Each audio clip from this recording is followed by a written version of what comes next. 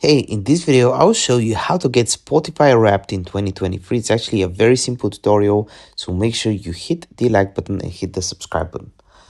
All you have to do is open up Spotify right here, and normally you would have it at the top right corner. You can click on Wrapped, and then you can see your 2023 Wrapped, your top songs, music, and so on. But if this does not show on your mobile device, what you want to do is open up Google Chrome or Safari, and in Google you want to type in Spotify Wrapped, just like I did right here. You want to click on it right here, and then it will automatically open up Wrapped for you. So that's all you have to do. If this video was helpful, give me a like. If you're new, subscribe. And if you have any questions whatsoever around Spotify Wrapped in 2023, let me know in the comment section down below, and I would love to help you out. See you next one.